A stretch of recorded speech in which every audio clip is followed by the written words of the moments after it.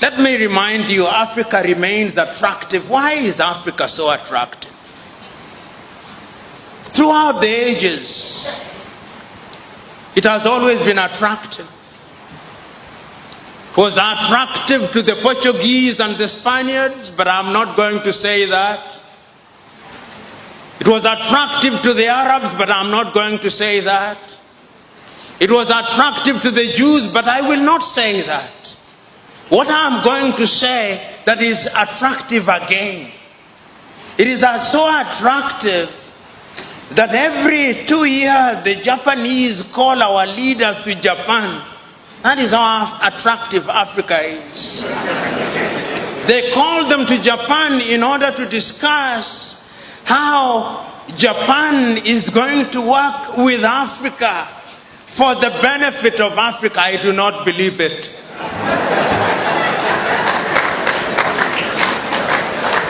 It must be for the benefit of Japan. It is so attractive that the Chinese leaders call Africans to Beijing every year. The 54 of them, they call them to Beijing. And they say this is how China is going to work for the benefit of Africa. I refuse to believe them. It must be that there is something that is being done for the benefit of Beijing. Because if I was Chinese, I would do that which is in my best interest, not in the best interest of Africans. It is so attractive that the Russians called our leaders only a few months ago in Sochi. And when they invite you to the best places. It is so interesting, so that the Russians can work with Africa for the benefit of Africa. That is how attractive Africa is. It is so attractive that the Germans also invited our leaders to Berlin. It is so attractive that even the Arabs are inviting them to Doha, and that is how attractive it is. Have you ever heard the Latin Americans being invited? No, I did not hear. Have you ever heard the Arabs being invited? No. It is only Africans who are invited. That is how attractive Africa is. Is it a bad thing? Depending on what you think. We can use it to our own advantage, or we can allow them to use it to their advantage. You know, when I look at Africa and I look at her in the continent, in the context of how attractive she is, another word comes to my mind called globalization. When we talk about globalization, you talk about globalization as if it were a new word. It is not. Africans were once globalized as a commodity in the slave market. We were sold everywhere in the world. That was globalization. That was globalization. Then we were globalized again through colonization.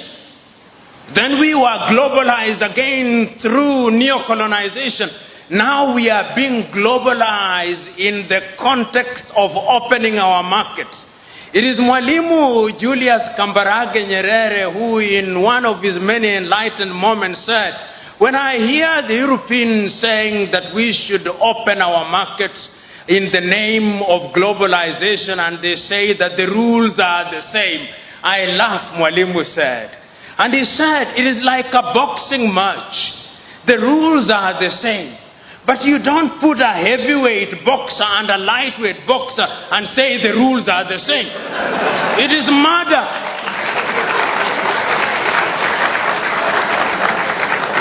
Allow me to be melodramatic. You imagine the United States of America with a GDP of anything between 14 trillion and 15 trillion is now entering into a bilateral arrangement with Lesotho, whose GDP is 2 billion. And you say the rules are the same. It is a joke. It is murder. Because the revenue that is generated by the city of Los Angeles alone in one day is more than the GDP of Lesotho. So we are being told to open our markets, and when we opened our market, you saw what happened?